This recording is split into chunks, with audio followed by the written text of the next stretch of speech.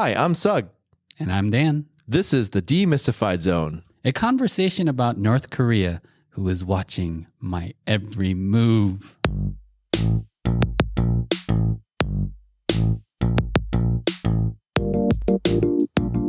Hey, welcome back to the Demystified Zone. I'm your host, Sug. Along with me, as always, is Dan Chung, Executive Director of Crossing Borders. What's Hello. up, Dan? What's up?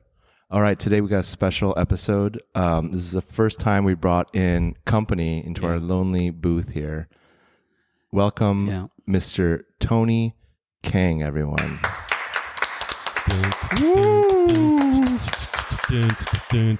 He is the author, creator of our intro beat, which is hot. Just kidding. He didn't do any of that. Tony is a volunteer. That's the best we could get.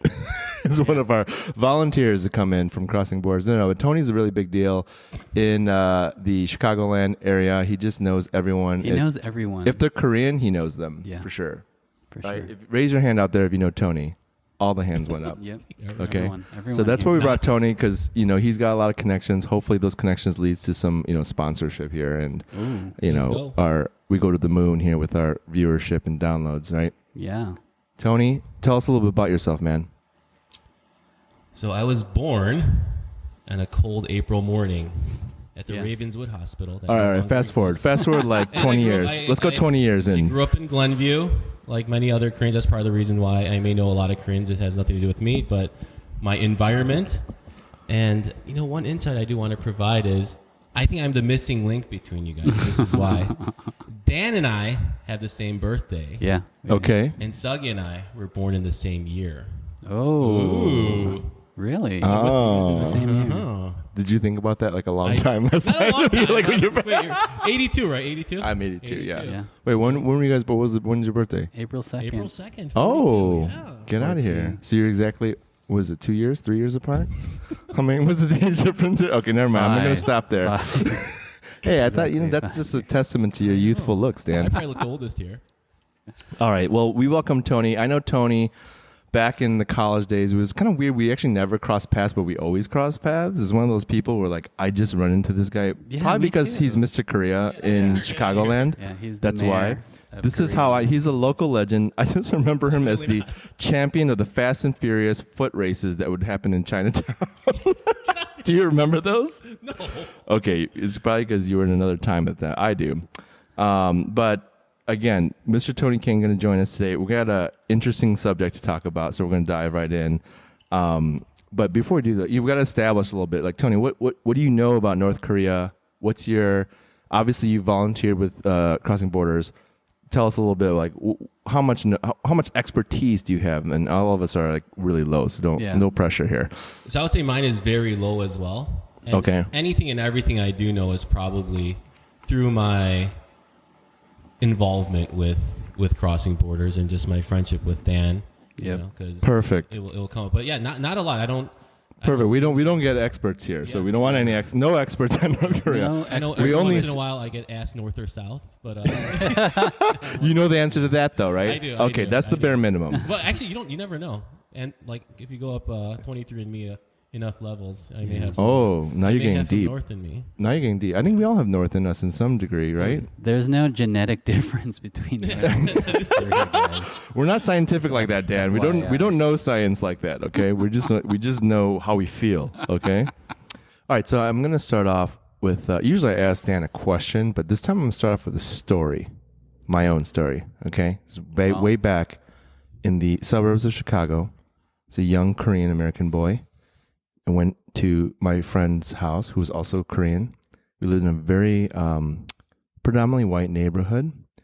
I went into his home. As you know, in the Korean custom or Korean American custom, if the door is unlocked, you're welcome to come in, even if you're not welcome to come in. So I went in. Door was unlocked. Oh, boy. Nobody was home. Your friend's house. My friend's house. Okay. Grabbed my Sega Genesis, which was at his house at the time. It wasn't my Sega Genesis. It was my other friend's Sega Genesis, which I went in and stole. Borrowed. So you had to go in Borrowed. and unplug it from the TV and everything. Did everything. Oh, man, I was a master at that time. I'm 12 years old. I could unplug that Genesis real quick. The coax, yep, all of it. Grabbed it up, left a little note. jumped out of the house. My brother, my middle brother, who just got his license, driving me, and my other friend who owned the Genesis, so that's why I wasn't stealing it. It was his. We get off. We're going to the highway. Like 10 squad cars come flying by us. And you know where this is going. We're like, oh, cool. What the? And we're in like a really podunk town, like a really quiet town. Not podunk, quiet.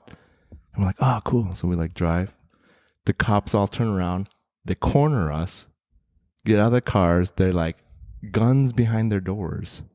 No joke. I remember this as a child. Guns behind their doors, drawn. Wait, how old were you? 12. Maybe 13. Somewhere between there. Yeah. Not old enough to have a gun on you. Not even old enough to be. I know back in those days. T-shirt and shorts, like Umbros.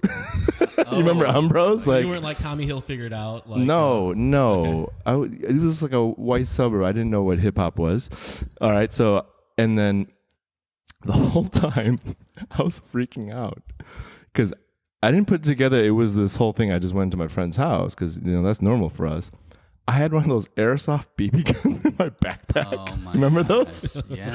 Those Korean, they're like lifelike Korean airsoft BB guns. Yeah. They look like the real thing. I had a Sig Sauer in my backpack, like loaded with these BBs. And I'm like, they're on to me. Yeah. So I'm like panicking, like, oh my God. And I told my brother, my brother's a really straight-laced guy. Yeah.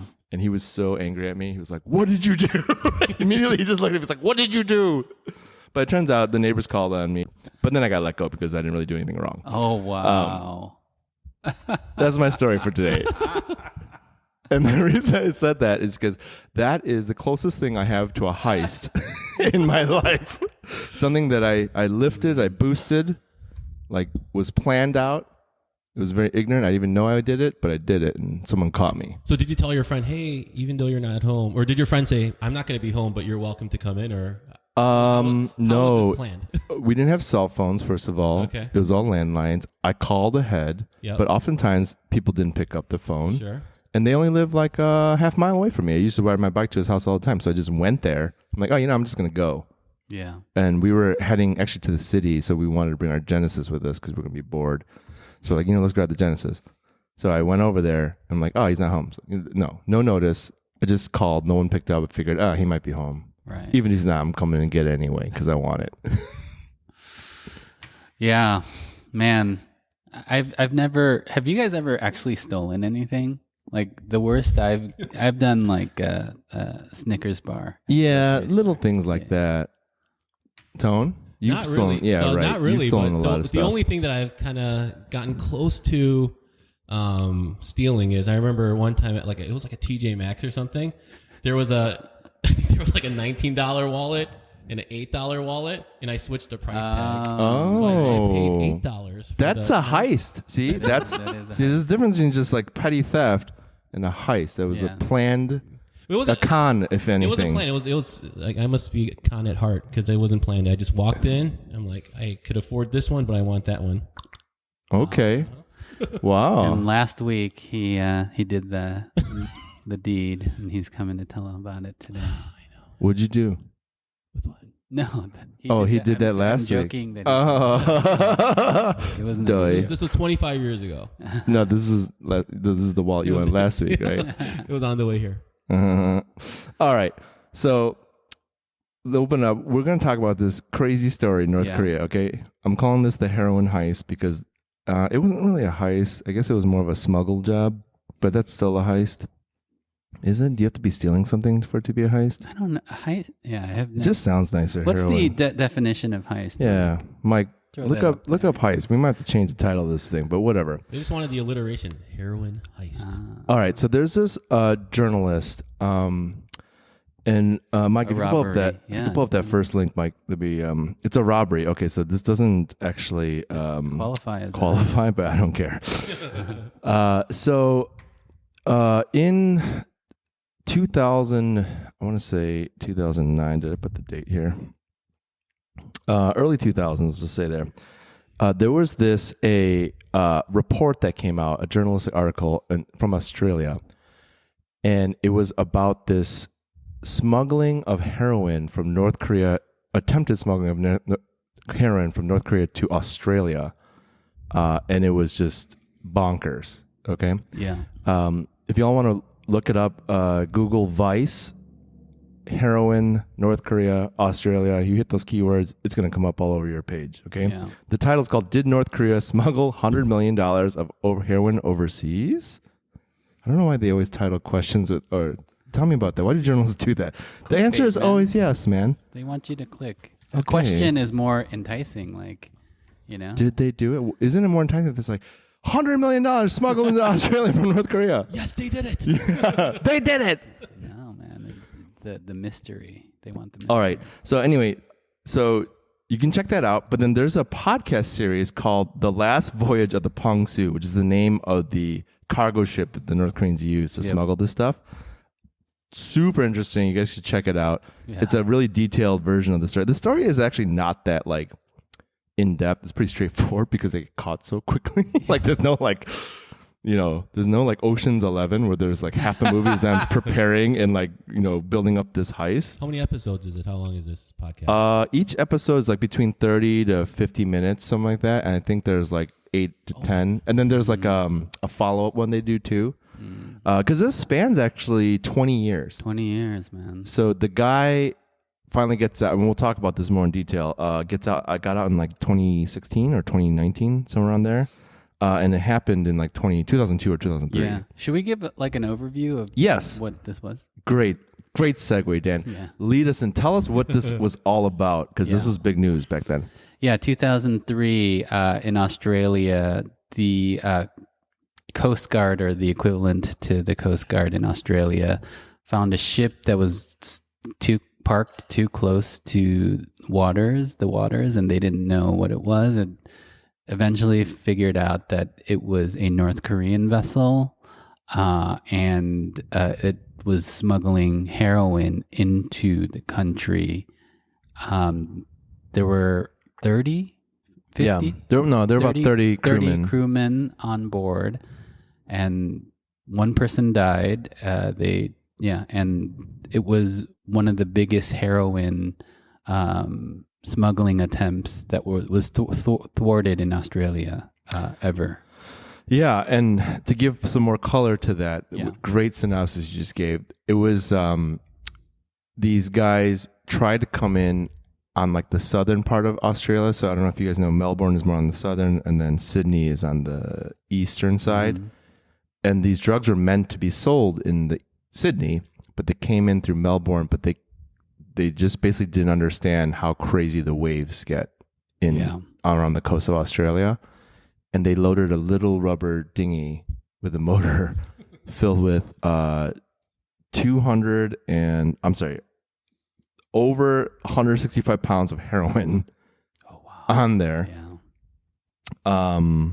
In rough, choppy water. No, I'm sorry. It was 330 pounds total. Dang. In rough, choppy water, and one of the men died. So 2 guys were on that boat, that landing party, and one of them died. Yeah. If you listen to the podcast, there's like actually a phone call that they like translate between like the cell phone of the landing party and then the guys who were there to pick it up. So was that on the Vice video? Because I know there was in the Vice video there was some conversations. Yeah, you hear like the Vice video is like a 10-minute video, and it gives you kind of like like the big points of like what happened and like hear the main things. Mm-hmm. So I'm just gonna give you the quick facts here. So 110 pounds of heroin seized at the hotel, which these landing party guys the guys that came to pick it up, there were 3 guys, and then there's 2 guys, one died on the landing party bringing the heroin to shore. Yeah, they left the other guy there. This North Korean guy had never been anywhere outside North Korea, left him on the shore with nothing, like beer and cigarettes, and then they took the heroin. They went to a hotel. They immediately got seized the next morning because police had been following them for days. And they left the heroin in the car that was parked at the hotel while they slept. In the car, and there was like, if you see the video, there's this glass window. You can just see tinted windows. No tinted windows, no blankets covering it. Yeah. If they had been from Chicago, they wouldn't have made that mistake. You don't leave your laptop. You don't leave your laptop just sitting there on the side, on the seat here. Yeah. Or you got change. You got to have some tinted windows up in there, or you got to cover that thing with a blanket. Yeah. North Korea. Tip number 1. So this crazy thing happens. The Australian police find them. They capture them.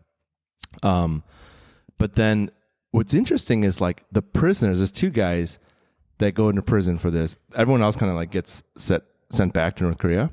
And these 2 guys are the guys who are, it's more than 2 guys, but the story is focused on these 2 guys are the ones that were like doing the trade-off on land, bringing the heroin in, caught with the product.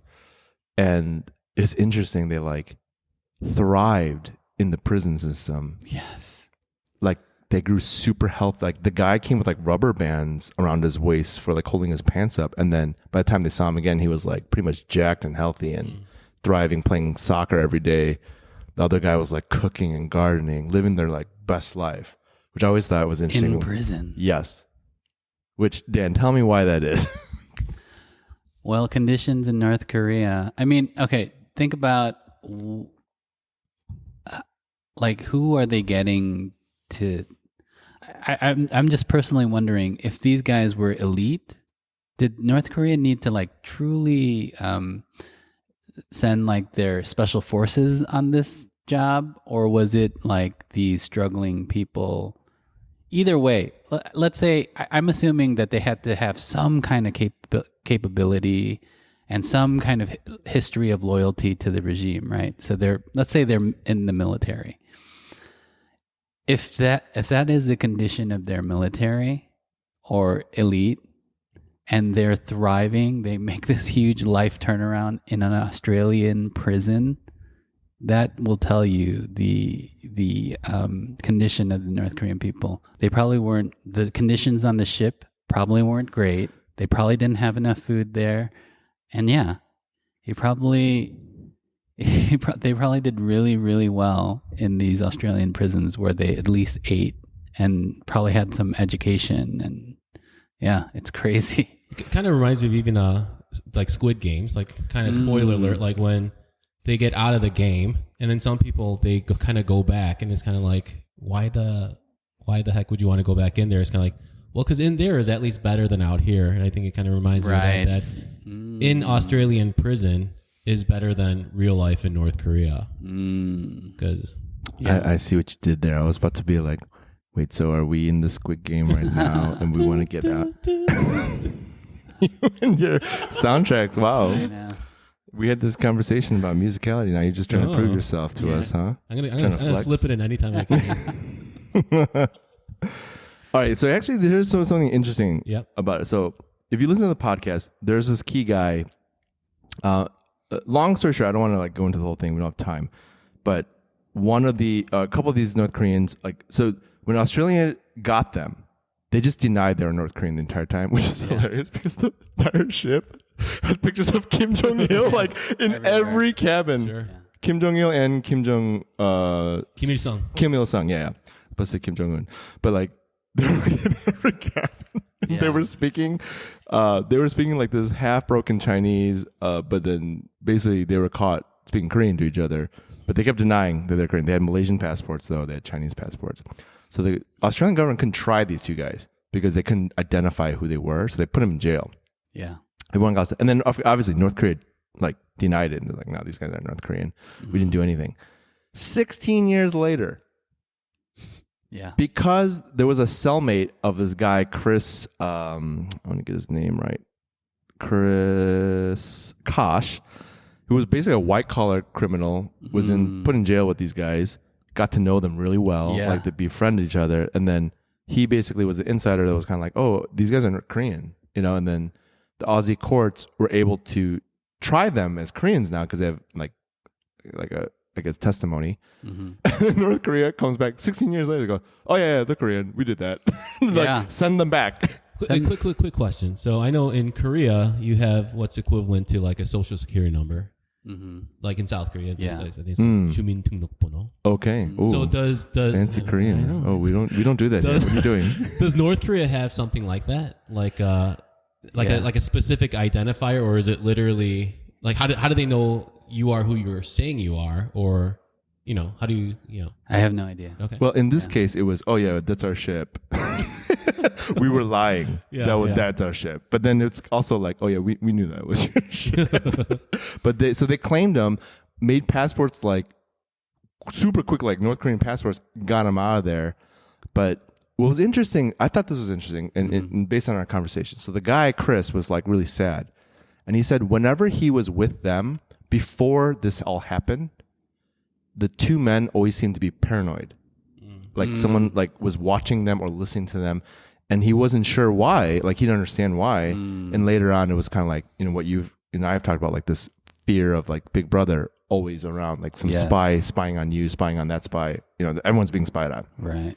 But what was weird is like when they got the news that they were going to be released and sent back to deported, they were like, it said ecstatic. And I don't understand that. Yeah, because you would think that I'm going to go to death. And you think they'd be... Yeah, they're going to get... They're not going back to a warm... heroes welcome there. They were ecstatic, huh? That's what it said. The guy said like it was weird because they were ecstatic. And maybe... And here's my theory, guys. You tell me what you think. I feel like... before I say this, I want to... These two men, they're called Lam and Wong in the story. We don't know if that's their names, really. But like... they were like model citizens in the prison, they said. Like they were really good people. Their cells were like immaculate, clean, like prison cells should be this clean. They like thrived. They were really like, they didn't get into fights and stuff. They were like, they loved playing, like the guy, one guy like loved playing soccer. The other guy loved gardening. Like, so they were like really good men. Like the word they used was honorable. Yeah. And like respected in the prison. So anyway, I say that just to like set this up. And my theory is these guys just were like maybe so brainwashed by like that's their homeland. Yeah. And they thought even though everyone else is like, oh my gosh, you're going back and someone's going to, and even though they know that's possible too, they might be thinking like, I'm just going to my home. Like that's where I belong. I'm going home. Yeah. Sure. And whatever they do to me is okay because I'm going home, which is like, that's another level of like, I don't know. Like, yeah, because in the Vice video, the guy who ran the podcast said basically that they're going home to their death. We don't know that for sure. Yeah, for sure. And, because throughout the whole thing, they were saying, the recordings of their tapped phones, they were saying stuff like, we'll fight to the death for our nation and things like that, right? They were showing loyalty. And maybe their rationale was, number one, I'm going home. And number two, I did this for my country. How can they kill me? Yeah. So, yeah, I don't know. I don't know for sure if that's the crazy thing about North Korea. We don't know if they were welcomed with a hero's, welcome or if they were executed. Yeah. Well, even with that, like I'm not familiar with North Korean burial practices, but there's an idea I want to be buried in my home. Right. That's true. That's true. Because even now, you find remains of soldiers from wars long time ago, but they'll literally bring bones back. To bury. So maybe that's true. Wow, this guy. I know what a wealth of Korean and just general knowledge. This guy and musical, talent. Yeah. Oh my gosh! Yeah, we hit the jackpot. But all of the refugees that I speak with have this fondness, right? I think I talked about this. They have a fondness about their homeland, right? Yeah. It's like when we leave Chicago, we're like, man, I just can't get a good Italian beef or a hot dog. Yeah. Giardiniera. Giardiniera. Yeah. In New York, people love these dirty water hot dogs and grazed papaya. Oh my goodness, they're okay, but nothing compared, right? So I don't want to start a turf war on hot dogs on this show. That's all. I'm going to be silent on that one. So, in the same way, in that regard, they miss home cooking. Yeah. They miss the people in their neighborhood. They miss. Wait, so how long were they gone? 16? 16 years. 16 those guys. Years. Okay. The rest of the crew went back in 2018. Yeah, right? the rest of the crew got deported like immediately, including the captain, who was kind of the guy in charge. Yeah. And so here's the thing about the military thing. I actually don't think the landing party guy and like the meetups, maybe the meetups were ex-military, who knows? But I don't think any of those guys were like, I mean, everyone probably goes to the military at some point, but I don't think these guys were like specialists in any regard. I didn't get that deep in the podcast, so maybe, but I don't even know if they learned that about them. Yeah. Because they came over like emaciated, and not to say all the soldiers get treated well, but I'm assuming like the specialists might, just because they gotta be operatives, right? This is not like the women going over to the Bangapsamnida restaurant with the huge knuckles, you know. Those guys, that's the elite soldiers. I think these guys were like grunts. Yeah. Which is like interesting because like yeah, it just made me think a lot.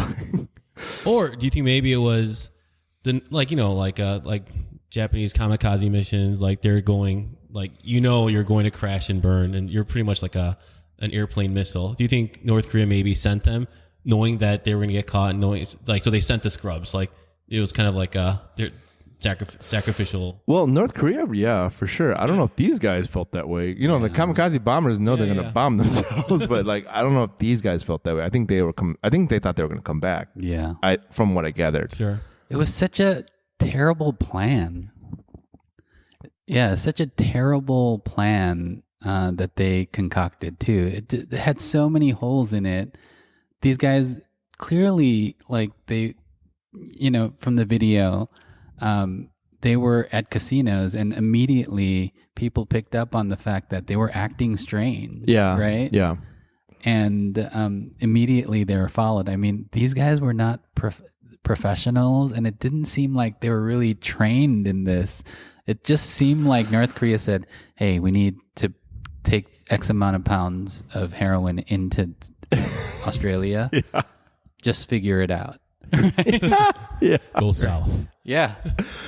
Oh yeah, which is so on this show, Tony, we're always trying to bridge the gap between us and North Korea, and I just had the hardest time trying to give advice on how to smuggle heroin the better way for giving. We have alternatives, but clearly North Korea is just like, and again, I'll give them some grace here. This was 20 years ago, so maybe they've upped the game, their smuggling game. But I see. all the things that they did, Dan, absolutely right. If you go through the podcast, it's just like how these guys just stuck out like sore thumbs no matter what. They had a little English in them. Like a lot of them could speak just a little bit, just enough to get by. But even then, it was just like, no, you're not tourists. You're not. Something's off here, and you're just not right. And that's why the police, the Australian federal police, were on them since they landed. Yeah. Not like local, like they were. This was the like DEA. basically the DEA was on them, the American equivalent. So, I thought another interesting. It was just like a very brief clip. There was a Korean Australian woman there translating. This is 2003 with the Be the Red shirt. Yeah. I saw that. She was wearing a South Korean soccer shirt to translate for this North Korean guy. I mean, that like it's like dead on for the times. Every Korean had that shirt. Number one, and then number two, it's like you're flaunting your South Koreanness to this North Korean guy. I maybe he'd understand it though. He's been on a boat for the last 8 to 12 months. Guys would recognize that Be the Reds. Yeah. I don't know. That's a good point. I have no idea.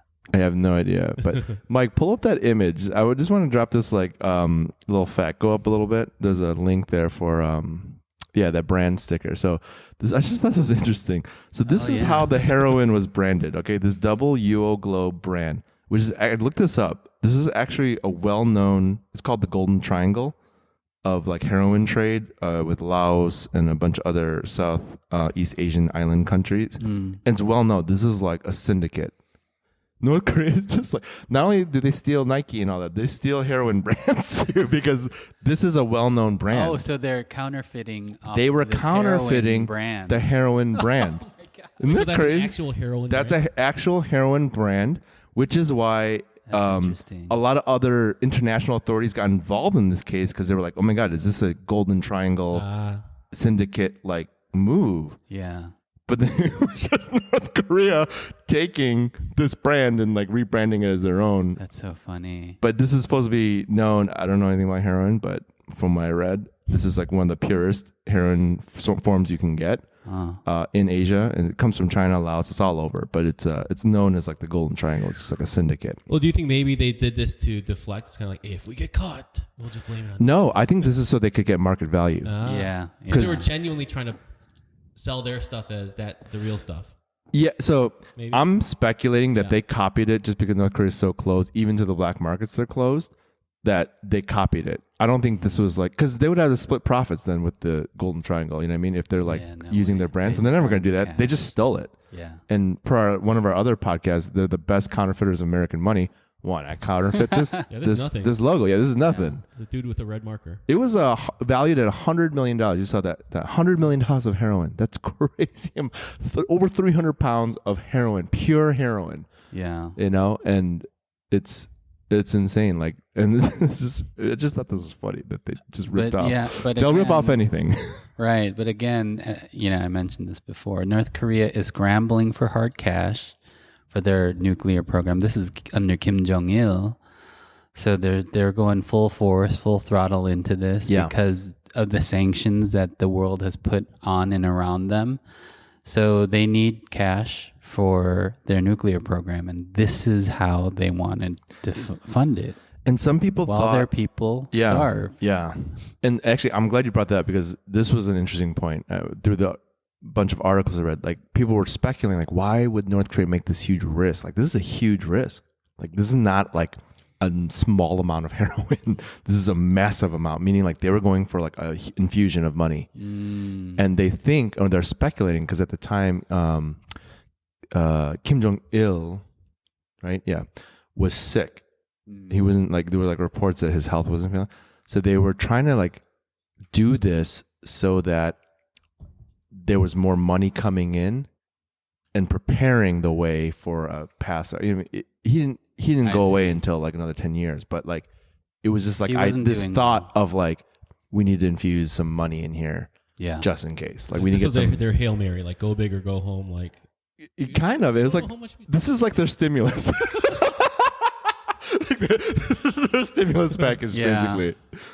And it's also, let's remember, this is 2003. This is around the time that North Korea was named by George W. Bush as the axis of evil, right? Iraq, Iran, that's true, and North Korea, right? Those three, they were named as the axis of evil by America. This is a very, and it carried legal weight in the U.S. They were put on the terrorist list and all kinds of things, right? So they were probably even more desperate during this time for cash and legitimacy. Yeah. And was sad and interesting, though, was like all the people, when you mentioned the translator with the Korean soccer jersey on, that scene is actually, they're taking away the ID badge, the North Korean ID badge from one of the crew people. And the guy was like irate, like he would not want to, it was like, he said, you just took away part of my heart. Like that was the translation. Yeah. And what they learned, though, is like the crew who were all in on this too, their belief was like, we're doing this to earn foreign currency for the reunification of Korea. That was their mission, to support the reunification of Korea, which is so interesting to me because you think that's true? Yeah, no, I think it is true. They were told. No, it is 100% true because that's what the police found. Like they interviewed these guys, and then that's what they kept saying. I don't know if they said it or if that was in documents. I'm sorry. But so go ahead. Sorry. Anyway, that's just like brings me to my thing of like, because we're all about the reunification of Korea too. And North Korea is about the reunification of Korea, but so is it through?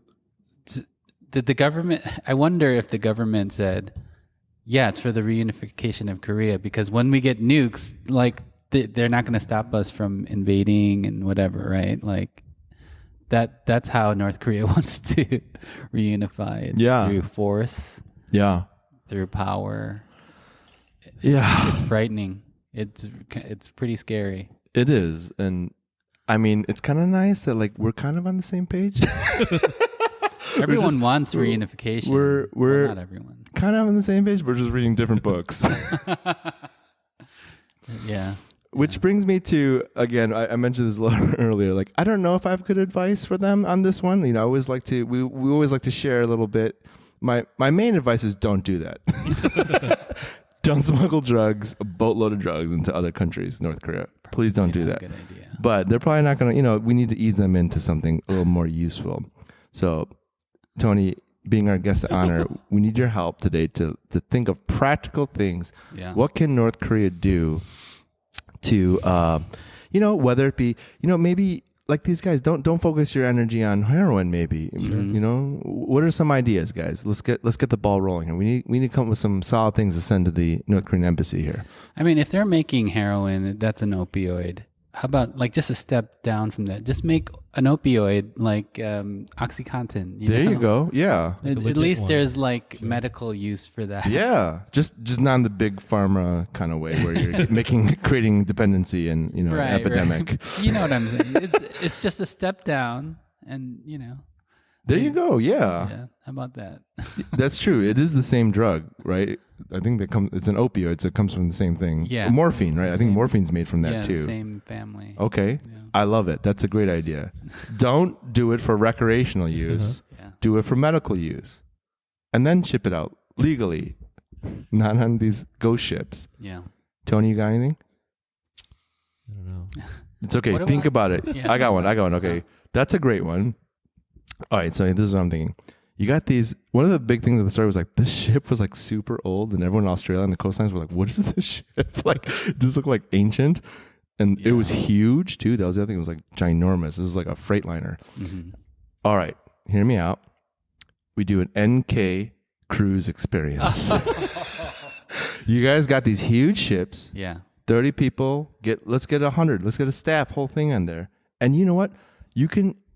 This kills two birds. You don't want people to come in your country? Let us come onto this boat and experience your country on your boat. I know it's gonna be fake probably at first, like a bunch of fake Mickey Mouses running around. You know what? So is every cruise. There you go. No difference, and make this a luxury cruise liner. Yeah. Let people on the boat. We're not stepping on your land. We still get to meet your people at least, or what you think are your people. That's actually That's a good idea. That's what I'm saying, right? You take off from Incheon.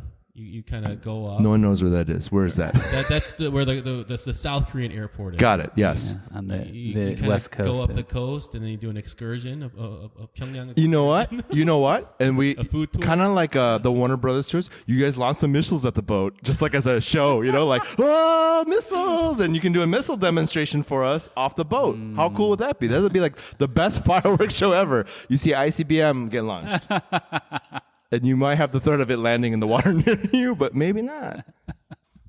I don't know. I think that's pretty solid, actually, guys. That's better use of your boats. Uh-huh. What's the cruise line that they call it the Big Red Boat? Isn't that one of the cruise lines? I don't know. I don't know. Are you thinking of person. gum, like Big Red gum? This would be a new.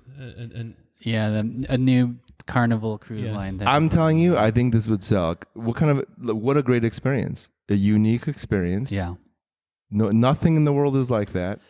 Yeah. And, you can make some money. It's cultural. This is like we've been saying this whole time, right? It's a cultural outreach. Instead of, because remember, this is the playbook that South Korea used, right? In the 80s, I thought it was crazy that South Korea was focusing, looking back, I was 10 in the 80s, but in the 80s, you were so insightful as a 10-year-old. Looking back, right, you would think it was crazy that South Korea was focusing on all these cultural things, right? Because I wasn't proud of the cultural things as a Korean American. It's paying out today. Yeah, exactly. Over all these years, they kept on refining and iterating. The world became more open, and now they're reaping the benefits, right? Yeah. And this is not crazy. No, I know North Korean people. Their warmth, their hospitality, their culture is something that I think the world would be interested in. Yeah. I mean, for sure. Everyone's interested in the unknown. And that's one of the biggest unknowns ever. Tony, what you got? Give us something to give to North Korea. I would make a museum. Okay. Because we've boat museum. Well, we're Chicago folks, so we know the Museum of Science and Industry. They literally have a submarine in the basement. Yeah. Have maybe right near the border. Have recreate the Pongsu because they blew that ship up. Yeah. Museum. Okay, of the ship or like anything of their in North Korea or somewhere else. Very close to the South Korean border. Yeah. You know what? And you could show this story. Be like, hey, we made this mistake before. We do that all the time in American museums. We show our mistakes. Yeah. We have the Holocaust Museum. We have. I mean, that's not our mistake. But well, there's museums that are those Titanic. things. Perfect. Titanic. Titanic. That's not us either, but definitely like the treatment of Native Americans. There you go. Thank you for bringing us back home. Stuff. Yeah. Totally. That's a great idea. Acknowledgement of the gaffes as well as the victories. But I will say, I think museum is not as a big money maker as some of these, Sure. You're not going to make $100 million, I guess, in one blow. No pun intended. Yeah, it's I wish that for North Korea that they would be more open about their errors. It's just impossible, though. It's just impossible to see that culture and that leadership admit to any wrongdoing. Well, they did. It just took them 16 years. And for someone to point out with factual evidence that they were wrong. Well, no, they didn't say we screwed up. They just said these are our guys. That's it. Yeah, that's true. That's something, though. That's progress. And who After knows if they 16 know years? they're right from their wrong? Like, it's like so the brainwashing and just That's everything's so true from that. systemic. Right. They might not even know. Like, it's like, what error do we have to admit to if they don't genuinely think it's an error? That's Right, true. that's true. You can't fix. It's like you can't fix crazy. We all know this coming from our Korean American community. Yes. You can't fix crazy. My final suggestion Yeah. is okay. Heroin is like kind of the candy of the underbelly of the drug lord and Sure. black market. Wait, time out. Do you know what heroin's called in Korea? No, what is it? You guys are allowed. You're thinking I'm kidding. It's called hiropong. Hiropong? Like marijuana in Korea. Like the street name is called temacho, or some people call it dol. Okay. In Korea, I have no idea. heroin is called hiropong. What does that Yeah, mean? why is that funny? It just sounds funny. This is. It sounds funny. Like I thought you were I going to know, give I us was like like- a history lesson. Oh yeah. They were getting like a play on words or something here, but hiropong. I don't know. It just sounds funny Hiropong. because why do you know that?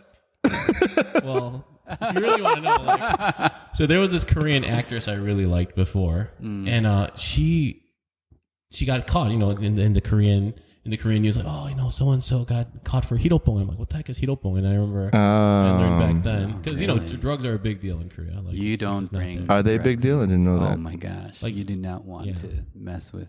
Oh, you mean like the repercussions of doing illicit drugs? having it. or Okay. smuggling. Yeah. Interesting. But anyways, I just thought that it's a Hiropong, funny, okay. It's a funny word. Yeah, we're gonna change this to the Hiropong heist now. Not heroin. That's the name of this one. Sorry, go ahead. I just wanted to share. No, that was way more interesting. My suggestion was because that's like the heroin is like the candy of the underworld. They should just make candy, regular candy. Ooh. Just make a special. South Korea and Asian candies are always hot in the U.S. grocery stores. And it comes with the tattoo. Do you guys remember the Yeah. the The little Korean candy with the rice paper? Yeah, was that Korean or Chinese? I thought it was It was Chinese. probably Chinese. Yeah, I think it And was then there Chinese. was the gum where you lick it and you get a tattoo. No, that's what I'm saying. Just make real Love candy. You lace it. Real candy. Yeah, sure. Put a little opiate in there. Just a little tiny bit. Make people feel good. Yeah. The jolliest. I've director. actually had North Korean candy. Not good. Oh, there is candy? Yeah. What is it? I forget. I mean, it's traditional South Korean and North Korean candy. I forgot what they call it, but it'll take your fillings out for sure. Yut. Yeah. There you go. See, this guy. okay, all right. He knows his Korean stuff. You've earned your spot on our panel here. You are now the expert, our Korean translating expert. Yeah. Okay. The yut. Yut. Okay, next time bring some yut in for us. And we're going to try it here. To say kind of F you. Yeah. To people, you say "yomogo." Okay. Oh. Or like if you screwed someone over, you could say "yomiga." So Which, if I may translate for our audience, means eat that yut. yeah. Like, Eat yut. Eat yut. Or like Is it because people don't like that candy anymore? that's a great. I have no. Maybe it's Yeah. it'll take out your feelings. Is that the candy corn of Korea that nobody Eat likes? candy corn and die. It looks like a bar of tar. It's Yeah. just like, Oh. it's like hardened molasses type stuff, and Yeah. it's super. Is it even sweet? Yeah. It's very sweet. Okay. It's just pure sugar. So you just like suck on it, or like Yeah. and risk your teeth breaking if you try to bite into it? Yeah. Like a jawbreaker. So it won't break. It'll just stick to your. It's, Oh, it's okay, like, yeah. You know dots. Yeah. Like dots. Yeah. But- Or jujubes. But super duper sticky. Got it. Yeah. All right. Yeah. All right, make some yet, North Korea. Make some better tasting yet, less sticky. Oh, this is good feedback. Make it more like Sour Patch Kids. I love Sour Patch Kids. Throw some sour in there.